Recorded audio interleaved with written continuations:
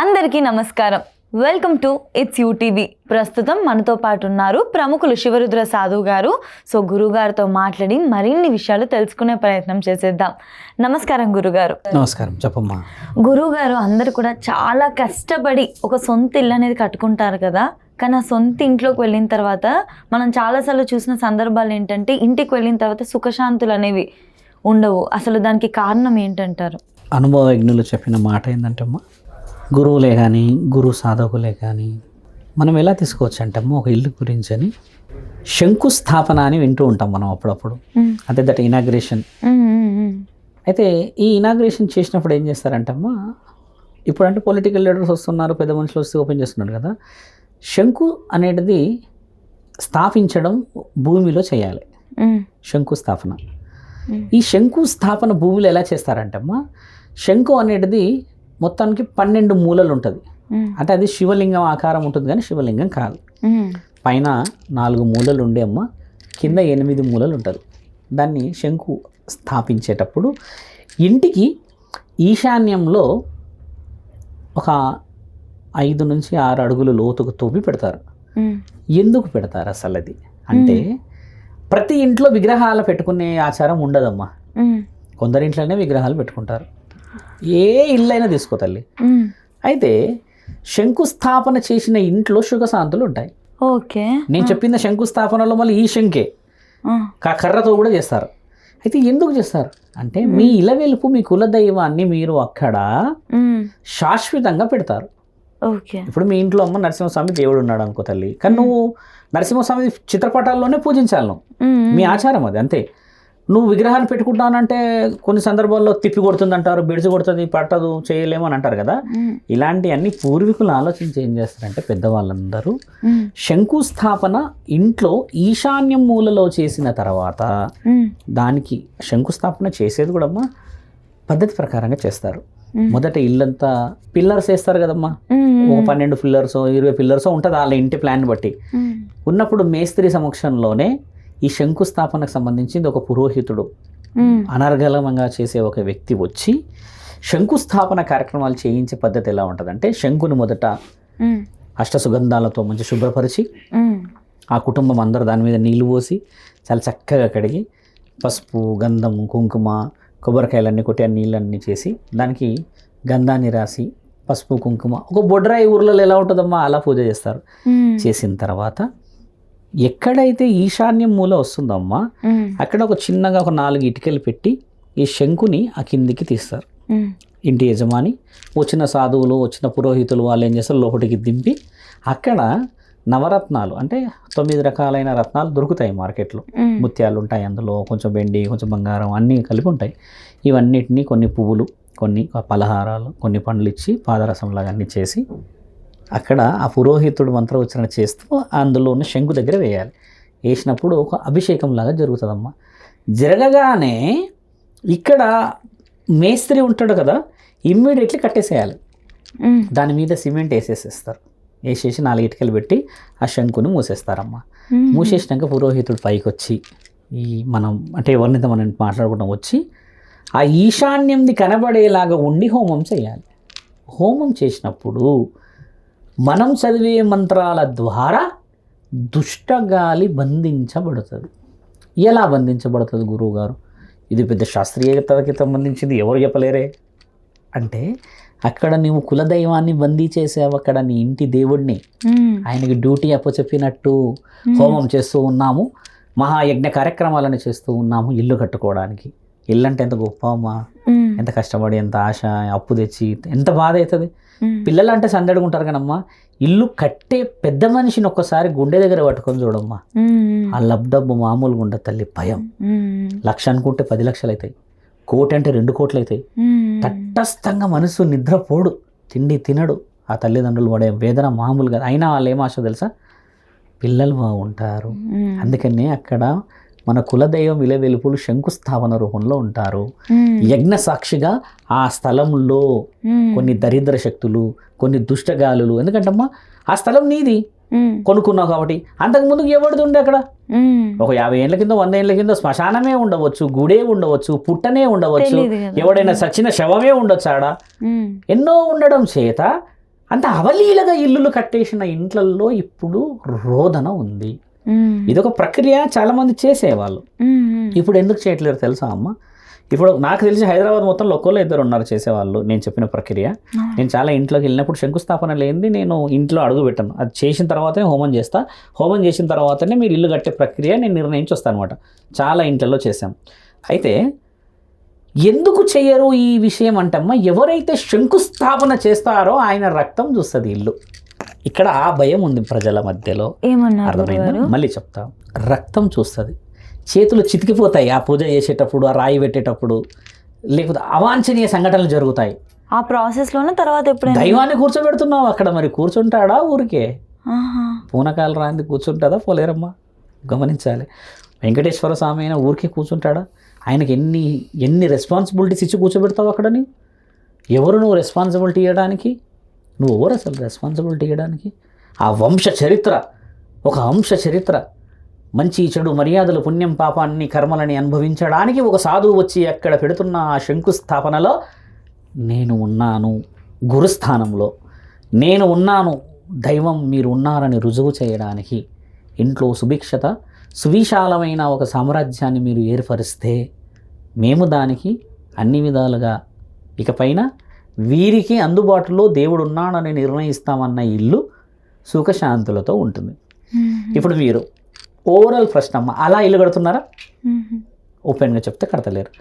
Architecture plan వస్తుంది, map చౌర్రం దిగుతుంది కంప్యూటర్లో, అయితే మీకు ఆర్ఎంసీ వస్తుంది, 4 జేసీపీలు వేసుకొని డమ్ డమ్ డమ్ వస్తే కొట్టేస్తుంది, ఇల్లు కడుతున్నారు.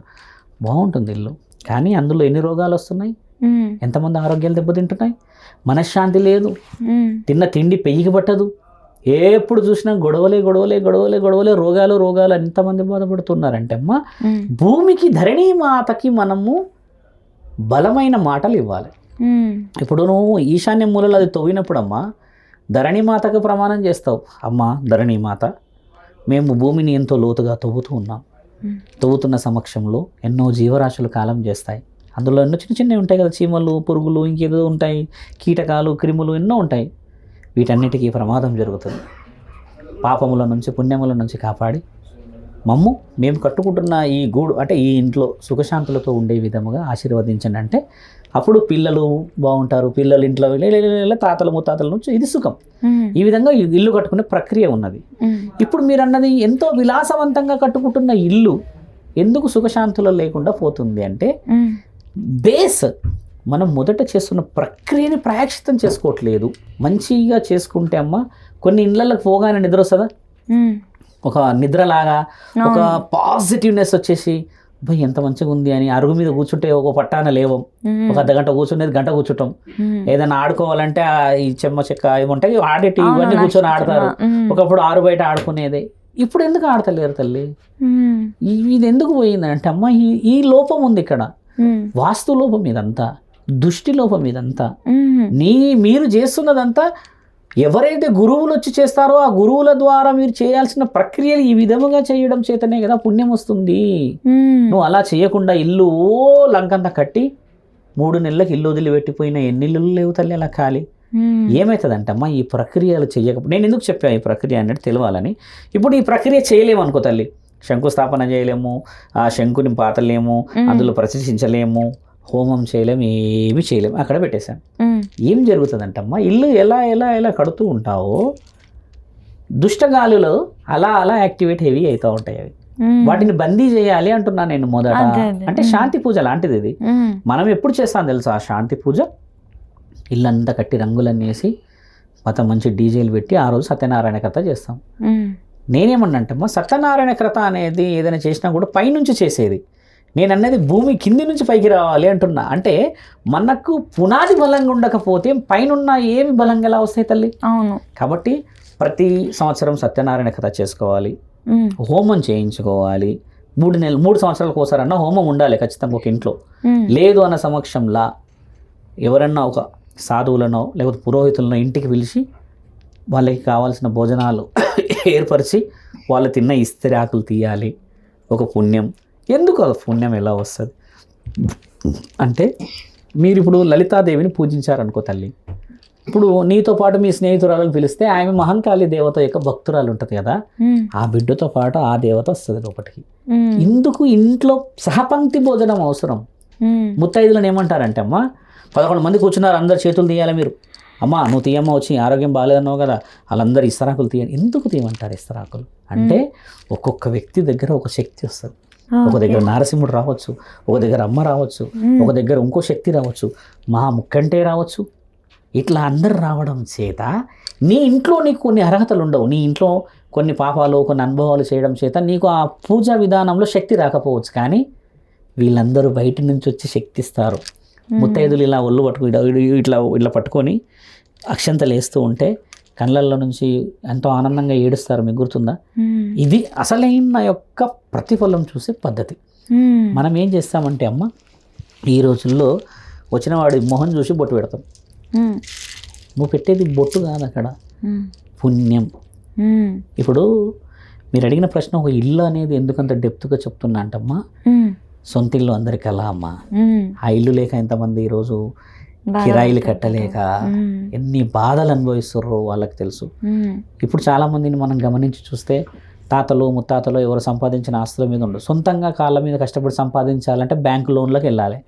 వాడేమో వడ్డీలు అంటాడు, అదంటే ఇది అంటాడు. మొత్తం జీవితం అంతా 60 ఏళ్ళు అయిపోయి ఉన్న 3 పనులు ఊసిపోయాక ఎవరు ఈఎంఐ క్లోజ్డ్ అంటాడు. ఆ టైంకి ఈయన బొందలకు పోతాడు. ఇవన్నీ ఎంత బాధలు కదా. కాబట్టి ఇల్లు 40 గజాలు ఉన్నా అమ్మ, 50 గజాలు ఉన్నా శాంతియుతంగా సుఖంగా ఉండాలి ఇల్లు. కాబట్టి గురువుల పర్యవేక్షణ చాలా అవసరం తల్లి. ఇప్పుడు శాంతి చాలా చాలా చాలా చాలా ఇళ్లలో పోయింది అని అంటే అమ్మ, ఎవరో స్థలంలో మనం ఇల్లు కట్టుకున్నట్టు అయిపోయింది. సింపుల్. ఆడ ఎవరో చనిపోయిందో లేకపోతే ఏదో ప్రేతాత్మనో ఇంకేదో గాలో దుమ్మో దూలో ఉందని అంటారు కదా. ఇవన్నీ మనం చేసుకోకుండా కట్టడం చేత దానింట్లో మనం ఉన్నాం అనుకుంటుంది అది. ఇది విషయం అక్కడ. మన ఇంట్లో ఆదెవరో ఉండాలి అని అనుకోకుండా ఎవరో గాలి రాకుండా ఉండాలి అని అనుకుంటేనేమో ఒక బేసిక్ స్ట్రక్చర్తో వెళ్ళాలి పైకి మనం. అదే ధర్మం. లేదు నా దగ్గర పలుకుబడి ఉంది, డబ్బులు ఉన్నది అని అంటే ఆరోగ్యం ఎంత రిఫ్లెక్షన్ చూపిస్తారు తెలుసా అమ్మ. చాలామంది అంటే బాధాకరమైన మాటే, ఒక సాధువులం కాబట్టి అలా అనకూడదు. ఇల్లు కట్టిన ఇంట్లో అమ్మ సంవత్సరం లోపే చాలామంది కాలం చేసి వస్తూ ఉంటారు. చూడండి మీరు, ఆ ఇంట్లో ఇల్లు కట్టిరు మొన్ననే ఎవరు చనిపోయారు అని అంటారు. ఎంత బాధ, ఎంత అదవుతుంది వాళ్ళకి. ఇల్లు కట్టగానే చనిపోయారు అంటారు కానీ అసలు ఏం జరిగింది లోపం ఎవరు చెప్పరు. అట్లాంటి లోపాల వల్ల ఒక వ్యక్తిని కోల్పోకూడదు అంటున్నాను నేను. మన చేతుల పనులు ఇవన్నీ. కోడళ్ళు బాగుండాలి, కొడుకు బాగుండాలి, అమ్మమ్మ నానమ్మ తాతల మనవడు కూడా బాగుండాలి. నిన్నగాక మొన్న పుట్టి ఒక సంవత్సరం ఒక నెల ఉన్న మనవడు పుట్టాడు అనుకోమ్మా, ఆయన గారు కూడా బాగుండడం అనేటిదే ఈ యొక్క కులదైవం విలవెలుపుల ఆజ్ఞ. ఇలా చేసుకున్న ఇల్లులు చాలా ఉన్నాయి. ఊర్లలో పోవమ్మ నువ్వు, అసలు ఏ ఇంట్లో పోయినా నీకు నిమ్మలమే అనిపిస్తుంది. ఎందుకు అనిపిస్తుంది గమనించు తల్లిను. ఎందుకు అనిపిస్తుంది అంటే ఊర్లో బొడ్రాయి ఉంటుందమ్మా. బొడ్రాయి ఏంటంటే ఊరికి నడిబొడ్డది. అక్కడ 8 శక్తులు కొలువై ఉంటాయి. పొలిమేర నుంచి ఎవరైనా వచ్చినా ఆపుతారు, పొలిమేర బయటికి పోయినా ఆపుతారు. ఆ ఊరంతా క్షేమంగా ఉండడానికి పూర్వం పెద్ద మనుషులు చేసిన ఆ యొక్క పొలిమేర, దాన్ని బొడ్రాయి అంటారు. ఇప్పుడు హైదరాబాద్ ప్రాంతంలో చూసుకుంటాం, మాది అల్ట్రా మోడర్న్. మన దగ్గర హైదరాబాద్లో కూడా బొడ్రాయిలు ఉన్నాయి, కానీ బొడ్రాయిల్ని గమనించి చూడమ్మా ట్రాఫిక్లో ఉన్నాయి. కొన్ని వందల గుళ్ళు చూస్తే అమ్మ అట్లా మునిగిపోయి ఉన్నాయి రోడ్డు పైన, దాని నుంచే పోతాయి బండ్లు. అంటే ఇప్పుడు మనము ప్రకృతి పరంగా వచ్చిన దారి వదిలిపెట్టి సొంతంగా కట్టుకున్నట్టే కదా. ఇప్పుడు బొడ్రాయి అంటే ఒకప్పుడు నిర్ణయించారు, ఒక ఈ ఊరు ఈ విధంగా రావాలంటే ఈరోజు బొడ్రాయి లేకుంటే మనం ఆనే బిల్డింగ్ కట్టేసాం. అంటే ఇప్పుడు ఒక విధంగా నువ్వు తప్పిదం చేసిన వాడివే కదా. ఆ తప్పిదం చెప్పేవారు ఎవరు? అలా లేని సమక్షంలోనే ఎన్నో గెస్ట్ హౌస్లన్నీ ఖాళీ అయిపోయినాయి అమ్మ. ఏమనిపిస్తుంది అంటే మనకి ఇన్ని డబ్బులు ఉన్నాయి, మనకి ఉండమని చెప్పిన పోయి ఉంటాము, అందులో ఒక 1000 రూపాయలు 2000 కిరాయి కడతాం కదా, వాళ్ళు ఉండరు మనల్ని ఉండరు అని చాలామంది బాధపడతారు. అసలైన శిశులైన దరిద్రమే అది. ఉండనియరు, అందులో ఎవరిని ఉండనియరు. ఇప్పుడు ఏదో దుష్టగాలి ఉందంటే ఆ గాలి ఉన్న ఇంట్లోకి నువ్వు పోయినట్టు అవుతుంది ఆడే వ్యవహారం. కాబట్టి అందరూ ఇల్లు కట్టుకున్న వాళ్ళందరూ సుఖంగా ఉండాలి అంటే పూర్వం మనకు ఉన్న ఆచారాలన్నీ మనమే ఈరోజు చాలా తక్కువ శాతంగా పాటిస్తున్నాం కదా. కాబట్టి ఇప్పుడు మీరు అడిగిన ప్రశ్న ఏంటంటమ్మా, మన ఇల్లు మనం కాపాడుకునే ముందు కులదైవము ఇలవెలుపులు మన యొక్క పూర్వీకులు అంటే మన తాతలు ముత్తాతలు అందరినీ శాంతపరిచిన తర్వాత అందరినీ కట్టుకోవాలి. మీకు తెలుసా అమ్మ, బియ్యం పోయారమ్మా ఆడపిల్లలకు పిలిచి గొడవ, ఒడి నింపరు మన వాళ్ళు. బాగా గమనించాల్సిన ప్రశ్న. ఒడి నింపము, ఆడపిల్లల్ని పిలవము, తర్వాత ఎవరైనా మనకు వచ్చి చెప్తే మన వాళ్ళకి మనకు నచ్చిన వాళ్ళనే పిలుచుకుంటాం. అక్కడ అట్లాంటి ప్రాంతాల్లో దేవుడు ఉంటారంటారా? ఉండరు కదా. మనకు సంబంధించిన వాళ్ళందరూ వస్తేనే పుణ్యం. కాబట్టి ఇల్లు కట్టుకోవడం కంటే ముఖ్యంగా మనం మనస్సాక్షిని కట్టాలి. అది మీరు అడిగిన ప్రశ్న అమ్మా.